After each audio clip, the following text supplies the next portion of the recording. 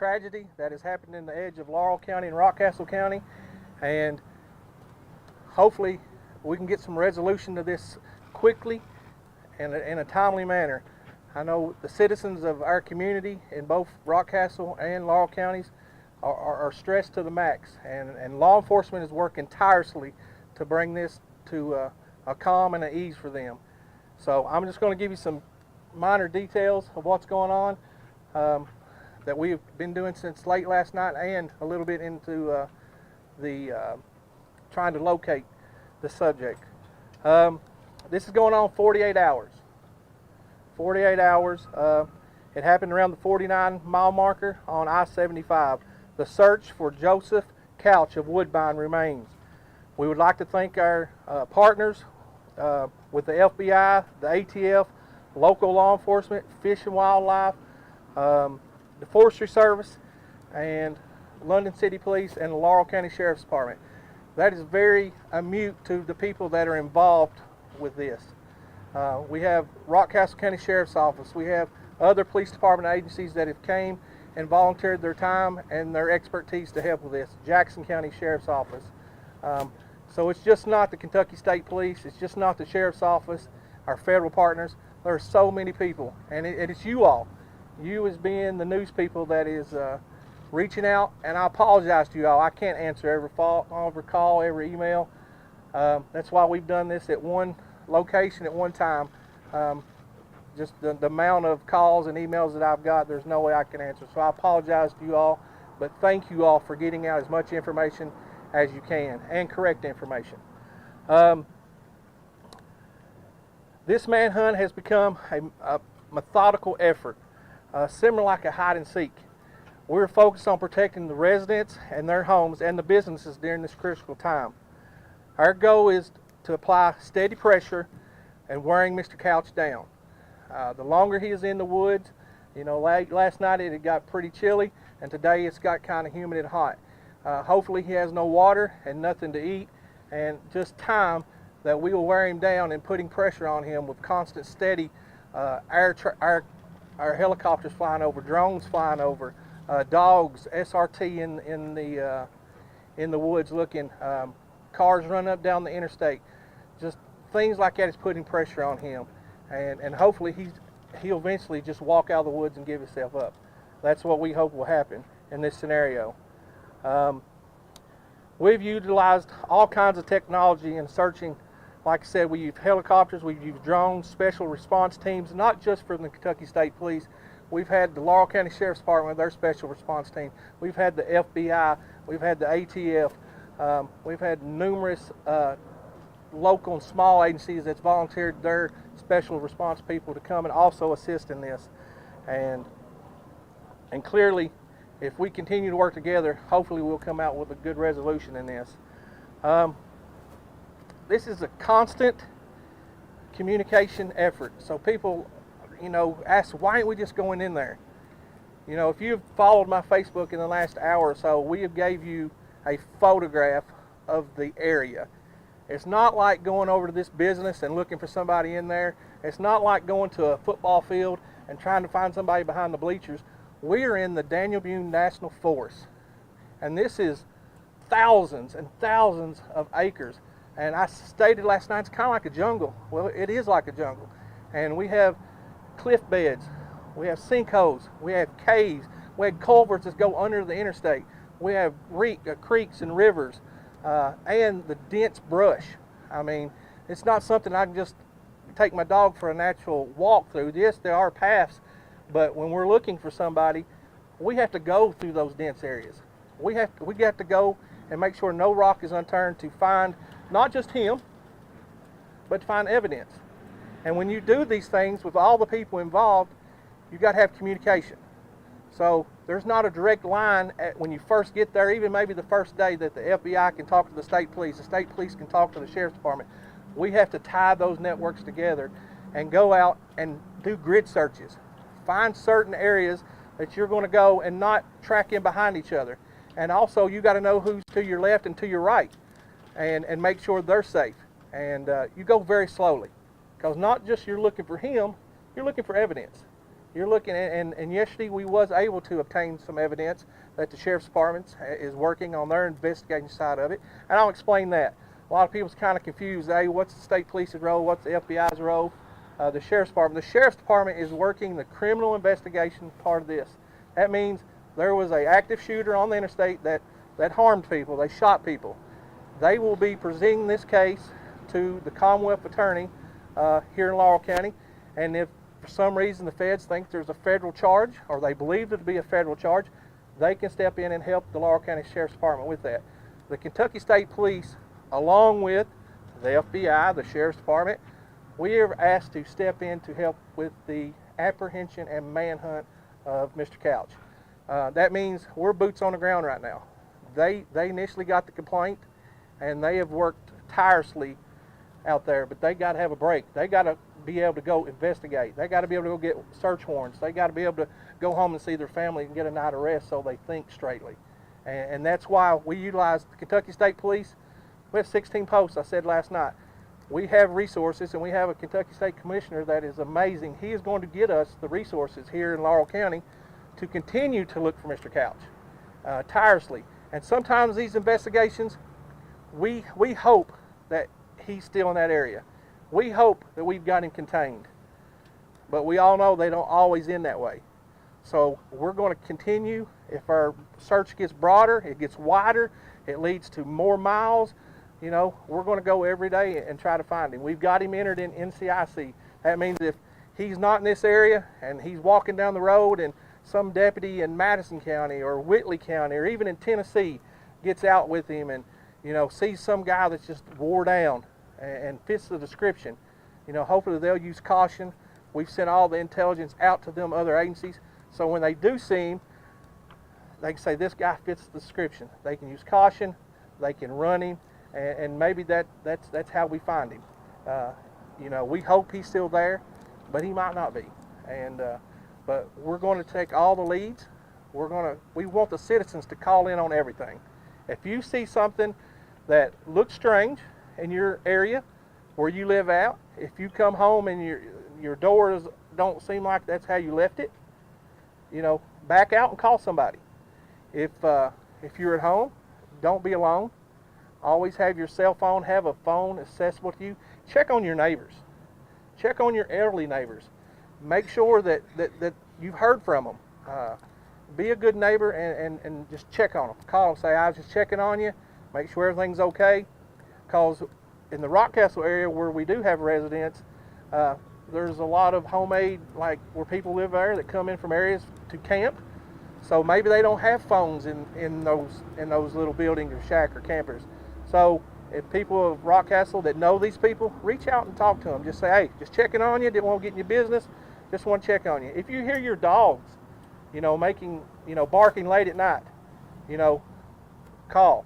Check your phones if you have that technology to see if somebody's on a deer camera or your cameras, your Ring cameras. You know, before you go home, just scroll through it. Make sure if you see something that kind of looks weird, somebody walked through your yard, it could be nothing, but it could be something.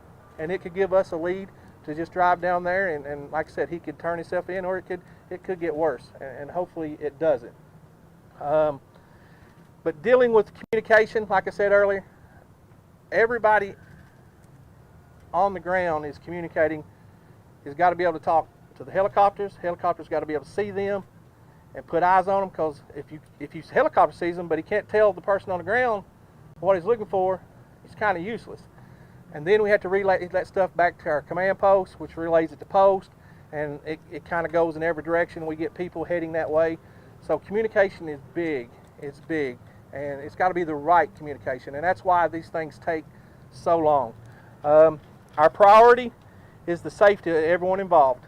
We are committed to make sure that there is no harm to anybody in the community, and also to our first responders on the ground. Our job is to make sure every one of our people that's in a uniform goes home to their family.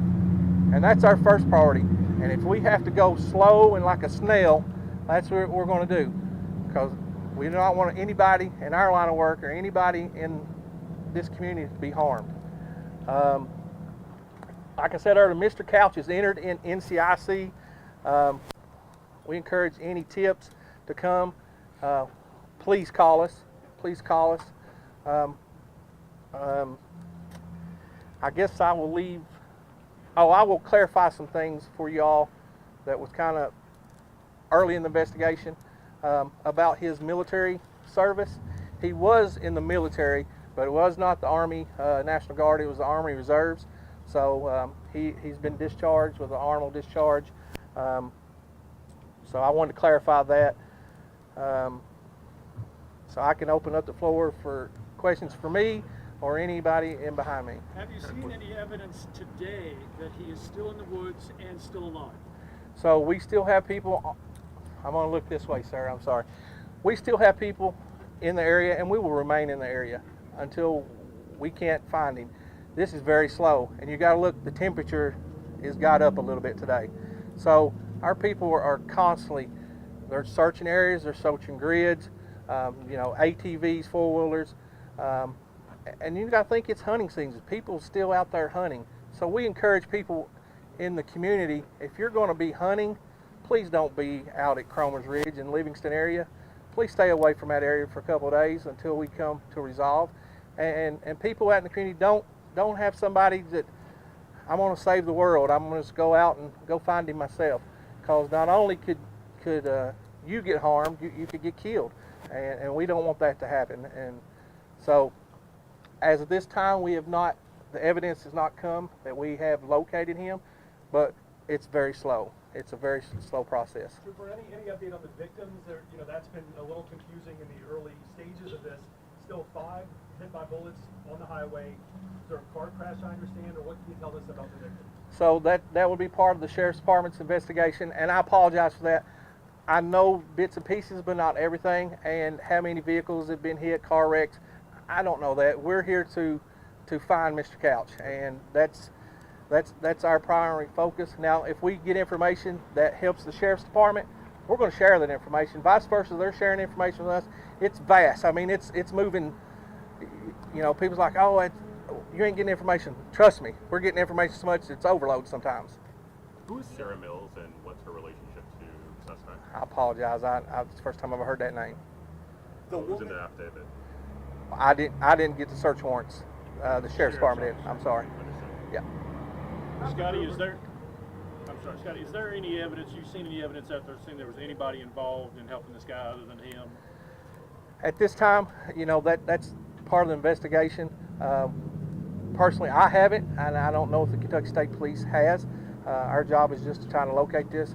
It's something you might be able to ask another representative behind me, but today is us finding this Mr. Couch.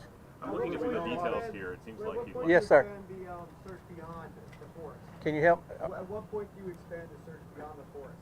Well, we're gonna keep going.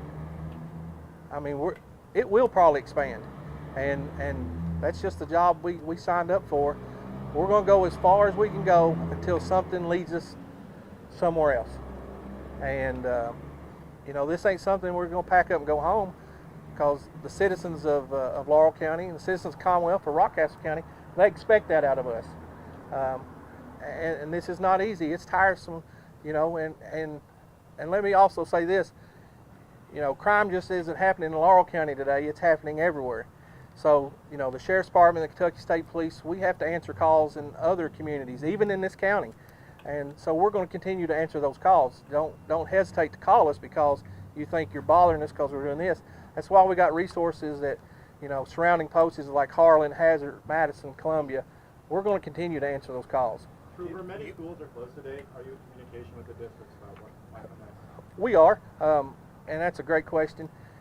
Schools, that would probably be a question for their leadership, but they're going to contact us and the Sheriff's Department and ask us our opinions, and their first priority is the safety of their children and their staff and their employees. And whatever they decide, we'll back them 100%. Our job is to find this guy and bring this to an end, and so they can get back to going to school, playing sports, and just being at calm and ease. Are you advising them to stay closed, Scotty?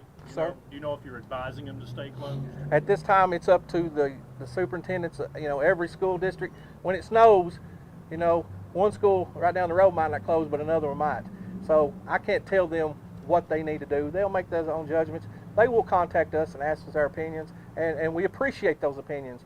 But they have to do what they think is safe for their community, their kids, and their employees. Scott, You mentioned that you don't know. Is there anything new that y'all are trying today?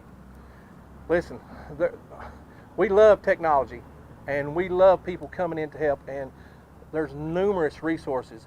These gentlemen behind me with the ATF and the FBI, and they might be a training out there that maybe some of us don't even know about the technology. We have people that are professionals in computer software who give us the terrain. I gave you photos of it, and you look and you're like, oh, that's just the woods. Until you get out there, there's more to it than just the woods. Sinkholes, caves, there's animals out there, there's snakes, there's all kinds of stuff. So you got to use caution, and usually that technology that they're giving us is helped out, especially if we have, like late last night, we took troopers in. I think around 25 troopers went in and done a grid search. It was starting to get dark, and you've got to protect those troopers. You can't have them, just because you got a flashlight doesn't mean you can see everything around you. So you've got to protect those troopers and tell them the areas that they're going. You mentioned that you're not aware of. Yes, sir. WJDE Radio, and I first want to say I appreciate the job you guys are doing. And Thank you. How long do we have a timeline of how long he was up there shooting the cars before do we know what spooked him and caused him to jump and run? At this time, I do not know that. I apologize. That's a great question, but I do not know that answer at this time. Have you searched Scotty, his residence? Do what, sir? Have you searched his residence? That is a part of the criminal investigation, but that's pretty common. We've not left no stone unturned, and that's probably a stone that we have looked into. Do we know if this guy has any survival training? Yes, sir. Do we know, I hate to sound like a movie, but does this guy have some sort of survival training, or is he just a regular guy? He's been in the military. Just because you're in the military don't mean you're, a professional survivalist. Talking about maybe wearing him down, that's what, it don't matter if you are a survivalist. If you're out there without water and food, how long can you really survive?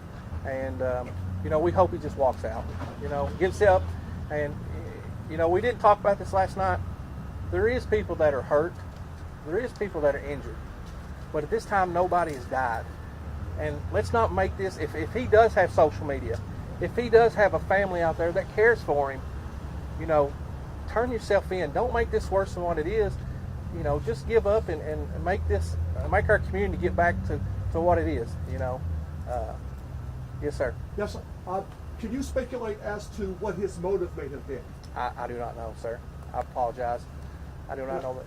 And as a follow-up, I'd like to ask, how many boots do you have on the ground that are out on this search?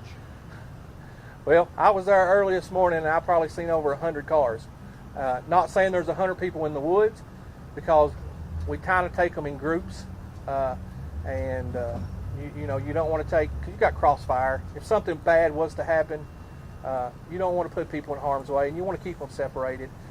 So I'm not going to say we got 100 people in the woods, but I say we have teams and we have groups, and we keep them out there, we bring them back in. It's kind of like a canine. You got a bomb threat in a school, you can't walk one dog through a whole school. You got to bring them back for water, and that's what we're doing here. We're bringing people back in, let them get refreshed, and then they go back out. And that might be something. It might be today, and it might be a week from now, but we'll continue to do that. Do you believe he's still alive? I don't know the answer to that. The man upstairs probably knows the answer to that better than I do. And What percentage odds would you say? well, the weather's not being that cold, and it's not been that hot.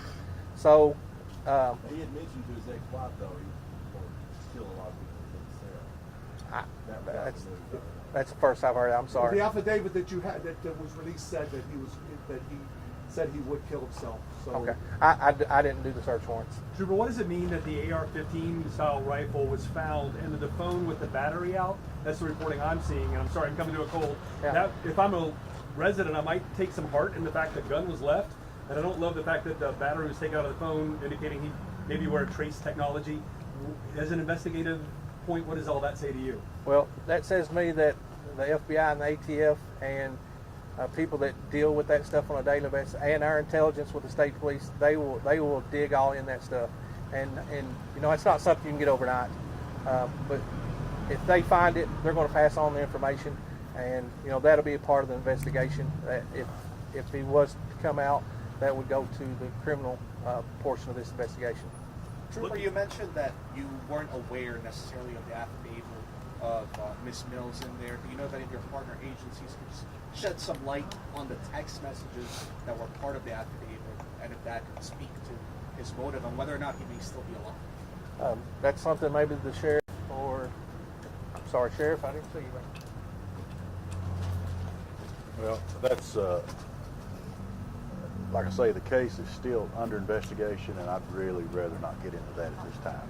We're concentrating the efforts right now, state police, trying to apprehend this guy, and that's our main focus.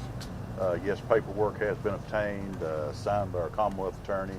It has been executed, but that's today, and I'd really rather not get into the investigation. We're going to try to lay hands on him, and then we'll process all that through court. And so I wonder at what point, how long is the search going to go on if he did do what he said that he was going to do in that text message? We'll search until we can find him, until we exhaust all resources, and we're not going to quit. We definitely want to, lay hands on him and bring him to justice. Looking at some of the details in that affidavit, I mean, there's some critical points that would identify him. I mean, do you ever get the sense that he wants to be caught or found?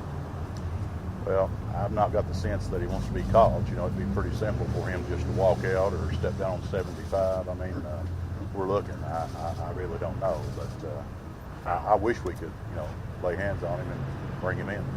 Sheriff, I know that you have a lot of with the state and your officers. Have you brought the U.S. Marshals in to assist in the search? Marshals are included in the investigation, yes. Sheriff, can you talk about the victims, if you don't mind, now that you're at the podium? The victims are, there's no fatalities. I've not been to the hospital or nothing like that, but the way I understand it, all will recover. Prior to this incident, were you guys familiar with the suspect at all? No, ma'am. At what Sheriff, point have was you got law any enforcement? information that there was anybody else involved helping him in this? No. Planning, getting him out of there, any of that stuff? We're investigating, but we've not obtained information to say that anybody else was involved. Not saying they're not, but we've not obtained yet. No, sir. Can you give me a bit more information about the victims? Are they from, the state of Kentucky? Are they out of state? Anything like that? Some from state, some out of state. At what Do you have point any was law enforcement? information on the timeline from Saturday between the purchase of the gun and when the shooting started? Yes, we have, all that's documented. We have exact times, but this time, the investigative part, I'd really rather not discuss that. Sheriff, was the gun legally purchased? Pardon? Was the gun legally purchased? Yes, sir. Yes, sir. At what point was law enforcement made aware about the text messages that he was going to kill a lot of people? I'd really rather not elaborate on that, being, if he is brought to court, the way we receive that and the people that maybe gave us that information, I'd rather not disclose that. Are there other potential witnesses that warned you about what this suspect planned to carry out? No, sir. Are you in touch with state partners like in Tennessee, Highway Patrol? Like the trooper said, he is entered NCIC, so if he's in Tennessee, Florida, wherever he's at, everyone will be aware. If his name is run or anything, he will be picked up just like if he was here today. Yeah. Do you have any reason to believe he has a cell phone out there with him communicating with anyone? I don't, not really, no, nothing concrete. We did recover the phone. He could have a cell phone, he may have two cell phones, but as far as me saying for sure that he does, no, I can't say that. Any questions y'all would like to ask Mr. Couch once you do get hands on him? Oh, he'll be questioned. There's many questions that we have, yes. Sheriff, real quick, this might sound kind of dumb, and I apologize, but that's such a heavily traversed stretch. I drive it, we all drive it. Advice for people that are a little leery because there are those ledges and people are probably looking up now and thinking, oh my God, could there be a copycat person? This is Well, that's a possibility. Just kind of be aware of your surroundings, and that's about all we can say.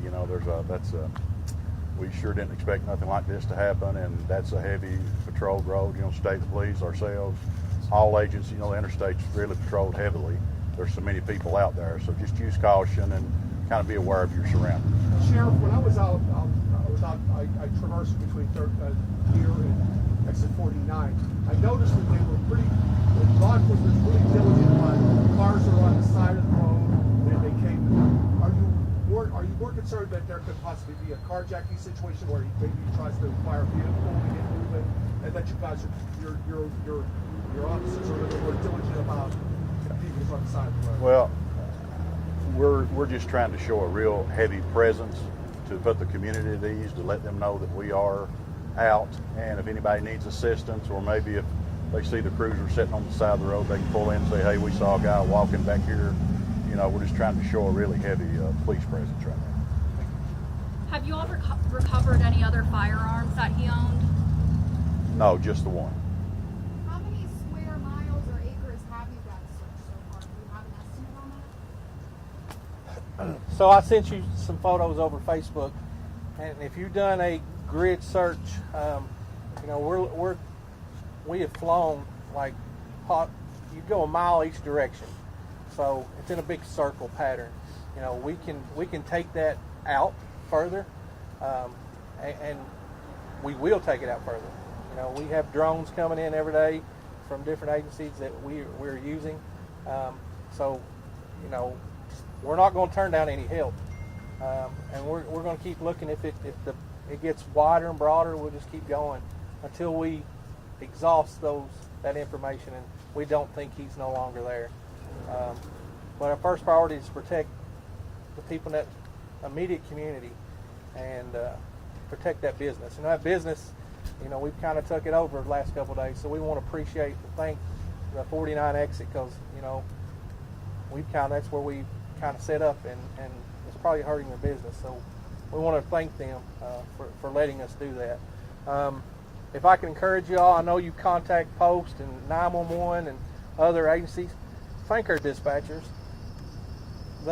We have people that are working tremendously, like barely any sleep, because they don't want to leave, because they want to be a part of what's going on, and they work really hard. So be patient with them too, because they're going on not very much sleep like some of us are. So we might be a little grouchy. So don't just be nice to them and be pleasant, and they'll try to get you the information, and they'll send me emails left and right. And I apologize, I cannot answer them all. Just call me or text me, and I'll try to help you out the best I can there. Any more questions? Will you all be holding any more video reviews today? Probably not today, unless something sparks up, and we would immediately put that out on a press release, and I would share that with the sheriff's office, and he would share it, so we would get it out to you all as fast as we could, and it would be like, hey, come here in an hour or so for another a meeting. Tomorrow we'll probably do the same thing. Hopefully we'll come up with some more information tonight, but the biggest thing, we encourage the community to stay strong. Please look after your fellow neighbor. Law enforcement, we will do our best to be on every little road, every interstate, but check on your neighbors, especially the ones that, you know, that can't get around easy and that are in fear. Check on them, and we'll even do extra patrol if they want us to. So thank you. If there's not any more questions, we'll conclude this. Thanks, Scott. Thank you. Thanks, Sheriff. You too, sir. Good to get back home, Terry. Yeah, they good.